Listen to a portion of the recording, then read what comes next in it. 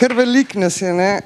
Ampak bomo mečkam tukaj še postali, ker imamo vprašanje ne čisto za vsakogar med vami, ampak vas pa povabim, da poveste kaj na vprašanja tudi iz drugih kotov, kad bom jaz nekako zbrala sogovornike in bi seveda začeli in seveda bi povabila tudi vas, da se z dvigom roke ali nekako opozorite nase, pa kaj vprašate. Pa bi jaz začela, Miha, mogoče z vprašanjem in sicer delaš kot eksperimentator v polju raznih medijev, kot iz raznih sredstev, ampak tudi medijev kot recimo televizije in zdaj si se spustil še v radio. Pa me zanima, kakšen imaš odnos z radijem? Nekoč in danes. Ja, v bistvu, jaz sem prišel na televizijo leta, jaz bi rekel, 68, 69. Kot študent, 17-letnik, delal sem v Stop Triku pri Ludviku Burniku. Tam je seveda bil tudi del zvoka, seveda radio, pa naše snemalnice televizijske niso bile čist skupaj povezane, pa smo počasih tudi tam pri radiju delali. Tudi kasneje se je to zgodilo. Tako da radio mi je bil zmeram, jasno, zaradi pač radija. Prvi je bil radio, pol je bila televizija.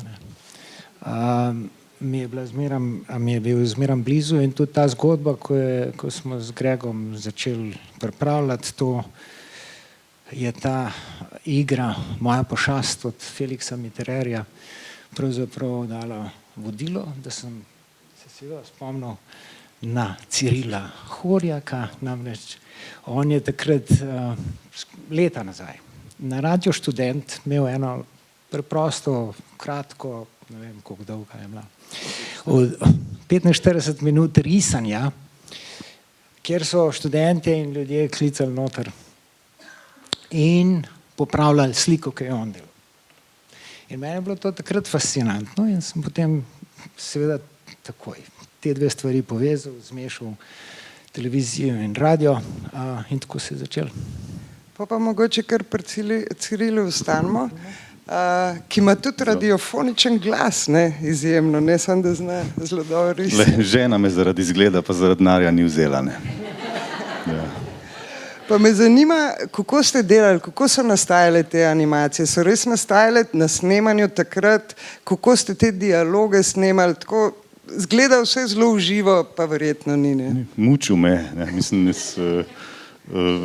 ja res, mislim, neko vnetje ramena sem takrat dobil, ne zaradi filma, tako pač dozorelo je to vnetje, zaradi preveč risarije verjetno, ampak nastajalo je na snemanju, med snemanjem, v snemanju, po snemanju, pred snemanjem, ves čas smo risali, pa na srečo sta potem dobra animatorja rešila te risbe, ker to zgleda malo bolj na hiter, pa malo bolj na easy, kot je bilo v resnici.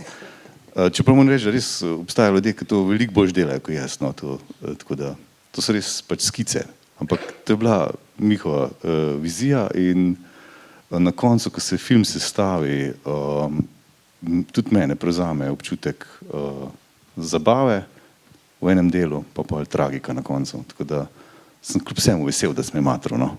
Tako da, hvala. Mene je tudi všeč, da sem te matro, ker ni bilo enostavno. Ampak seveda, če ne je bilo Ane Čigon, ki je pokrivala en cel del te animiranega dela, ne, in pa Tonija, ne, seveda, ki ga danes ni tukaj, Mlakarja, seveda bi bilo to malo drugače, ali pa bolj zahteven za njega, ker jaz sem ga skozi vrival. Ampak on mene tudi. On je lepo povedal na samem začetku, nariš mi.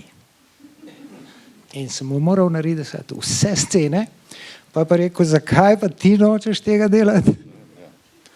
Ja, ne, še zdaj mi ni jasno. Res, ker so bile njegove risbe, so bile boljše, pač, ne vem, pa je pa rekel, da ne, da moram se risati, tako da to je, pri tem je ostalo, no. No ja. Ker Miha nima radiofoničnega glasu. Tako, itak. Ne, on je že vzel, on je rekel, jaz igram. On je vzel vlogo radijskega risarja oziroma striparja. Tako da to je stal. Edini ni imel časa za risati. Klasi, pravda. Tako da, ja, kar kompliciran in to je trajalo in trajalo. Zato se tudi vidi, se vidijo spremembe, ne, kako smo na začetku, recimo, kako smo prišli do ene, do druge, pa teh mojih podlag pravzaprav nikjer ne vidimo. Ampak pol, ko je pa enkrat začel laufati, je pa tudi on se sprožil, namreč jaz sem mu skozi govoril, snemi vse, ko rišeš. Zato, ker to bo animiran.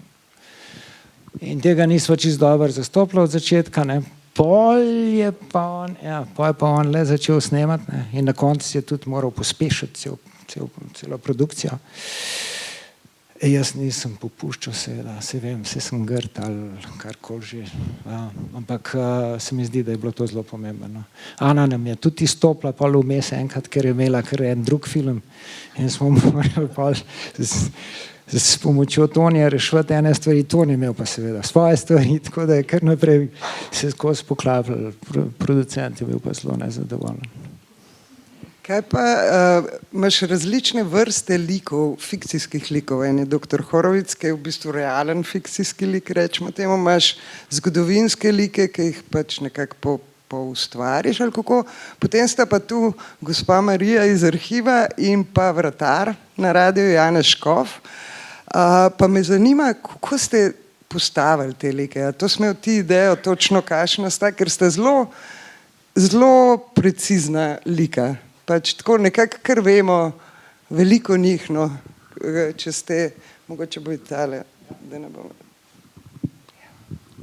Ja, Miha me je povabil in je rekel, igraš pianistko, ki ima tako grozno tremo pred nastopom, da ne more stopiti nikoli na oder in se potem posveti in je arhivarka.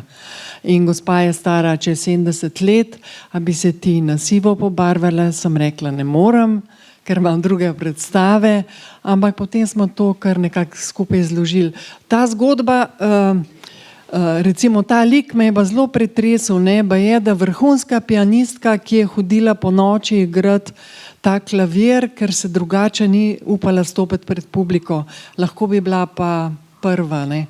Ampak to je realna oseba? To je pa je realna oseba, tako mi je Miha razložil. Ne. A ne? A ni res, a sem se zmislil? Ja, to se mi je zdelo tako zanimivo. Pa rada bi pozdravila vse v imenu Janeza Škofa, ker poškodoval si je nogo, tako da vas lepo pozdravlja in se zahvaljuje in mi mu lahko zaploskamo, po mojem.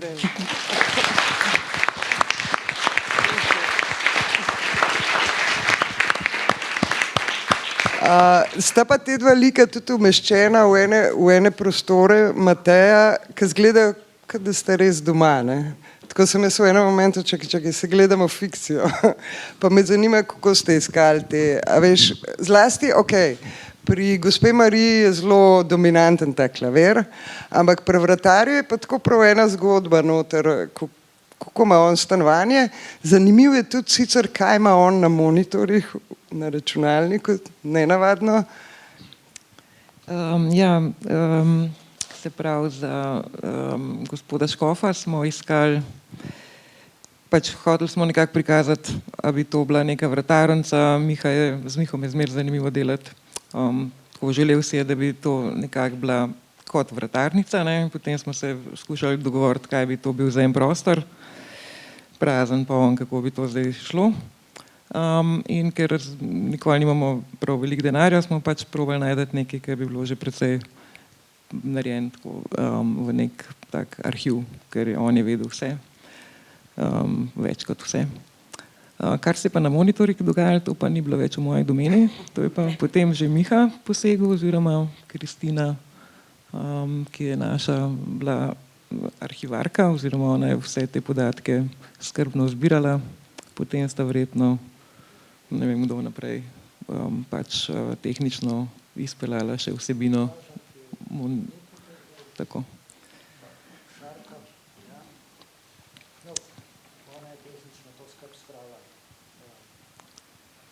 Ja.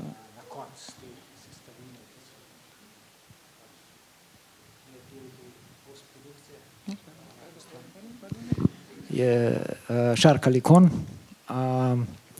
Pol prav ta sestavljanka teh spletnih okolij, seveda smo skušali najti v živo in je nekaj se je najdel.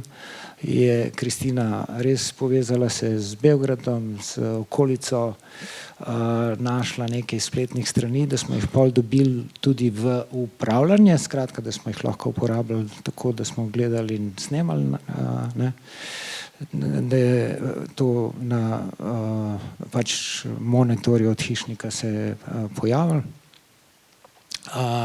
Ene smo si pa, seveda sem jih moral kreirati sam, zaradi tega, ker seveda ta del njegove, rečemo, kako se reče, tehnološke izobraženosti, ne, človeka, ki je šel v penzijo, prej je bil vratar, v bistvu pol doma hoče imeti svoj lasten, ne, vratarnico, svojo lastno vratarnico pač.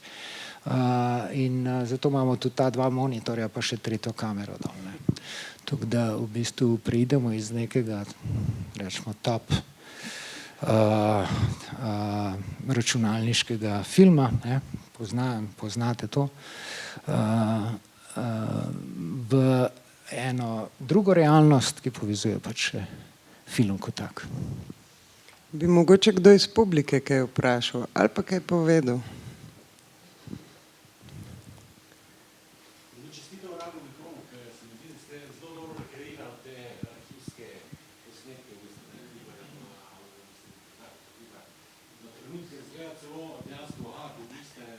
Sej, a je kakšen material ta arhivski, ta prav ali vse smo ga posnet? iskali, ampak nismo našli nič. Ja, takole, da še skaj povem o temu. Miha da poznam že 40 let in če ga ne poznal tazga, kot je Miha Vipotnik, bi bilo težko razumeti, kaj želi točno vse narediti, ko so začela prve dni se pogovarjati, kaj bi želel in kaj to. Tako da, kot ste videli v tem, je ogromno enih trikov, ogromno je tehnologij, ki sem jih pa skozi toliko let pridobil, da sem lahko sploh to vse posnel na ta način, kot je. To, kar pa sprašuješ glede teh posnetkov, je pa narejeno na Super 8 kamero. Eno sem našel doma, dal sem baterije not, sem videl, da je to zalaufalo, probal sem eno rolco posnet, sem dal razvito Mihan, bilo je videti in se rekel, gremo na to, ampak sem bil ves čas v nervozi, ali bo to res dobro ali ne bo dobro, zato sem še svojega oziroma tonca Miškota, ki je delal ton, se rekel, vzami en moj aparat, snemi za vsak slučaj, če me nič ne bo rata, da bomo vse to uporabili in potem tako prešvindali, da bo kot to staro izgledalo. No, tako so stvari, no tako da je pač na koncu je videti to v redu, sem zadovoljen s temi izdelki, Miha je to vse skombiniral, tudi to, kar sem kaj narobe naredil, je uporabil kot dobro in pač je zdaj tak rezultat, kot je.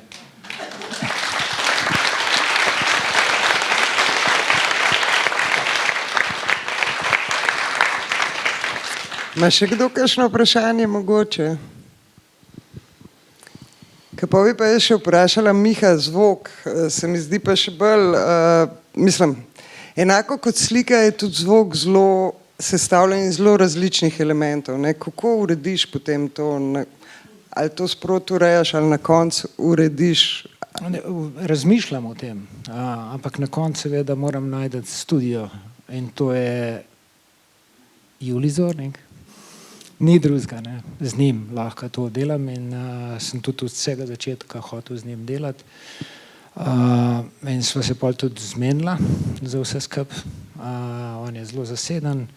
Ampak ja, eno je kako zvok pač glasov in vse skupaj, kar je bilo snemano na lokacijah, pol skupaj zložiti z tem prostorom, ki je seveda narejen v postprodukciji, to se pravi ti efekti, pa vse to malenkostni drobiž, ki ga slišite, seveda rabimo za to pač ta 5:1 zvok, ne pa stereo, da lahko res to pride ven in to, ja, to je kar en del, ki je pač, to je mastering zvoka. Še kakšno vprašanje še? Ker nismo pa rekli nič še o klavirju, a ne, o glavnem igralcu oziroma glavnem liku, glavnem protagonistu, pa bi Matijo vprašala, a vi ste o tem klavirju razmišljali kdaj med takrat, ko ste delali kabaret? Ne, Pa do danes. Takrat je bil tisti klavir pač tam kot del opreme študijske, mi smo na njega igrali, drugi so na njega igrali in je bil to pač klavir. Kaj pa Lepo pol mehek, teh- lep zvok je imel, pa sem pa slišal, da pač razpada, pa kaj, mislim, klavir ko klavir, ne. Ni fetiša tle. Je pa res, da je Grega je prepodoval Staniša v tem klavir in jaz sem se takrat šele spomnil, da sem igral na njega, ne. Ne. Kaj pa je zdaj s tem klavirjem, Miha? Ali tudi vi veste? Ta klavir je obnovljen in je v študiju 13 na radiju. Je bila, ja, predstavitev in par mesecev nazaj in igra spet je v uporabi. Aha, Ja. srečen konc. Za ene. Zaenkrat, ja. Novo življenje. Valjda, tu so te Silič in sinovi podpisani že tam na začetku, Ja, prav ja. iz roda v rod in veš, Silič je stokrat hodil po nadstropjih in modeloval za obnovo in vsi smo računali, da bo končno tudi Silič to obnovil. Ampak premalo takta z najboljšimi nameni, sicer radio potem naredi nek razpis in dobi en drug obnovljalec klavirjev ta posel in on je naredil klavir je obnovljen, Siliču pa je strto srce.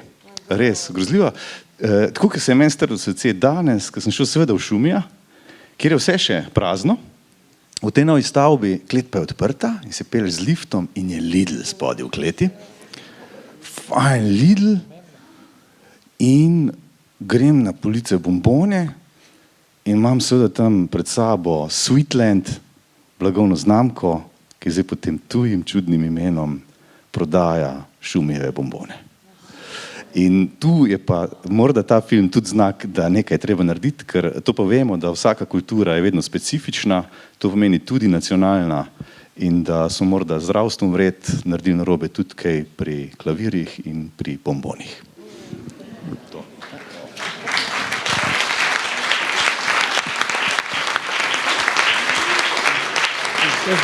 Jaz bi sam to dodal, da v bistvu ta posnetek na Bentonov, ne, ko ga popravljajo, je noter v filmu. Sam jaz nisem hotel zaključiti zaradi Siličev, nisem hotel zaključiti tega, ker je on na koncu res nemogoče se ga je bilo dobiti, rabil sem še ene posnetke, njegove familije, pa to čist so izklopili.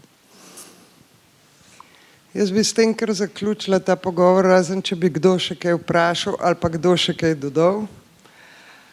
Bi vas povabila v kavarno Kinodvora na en kozarček, pa se lahko pogovarjamo potem še iz oči v oči. Hvala za pozornost, hvala za film.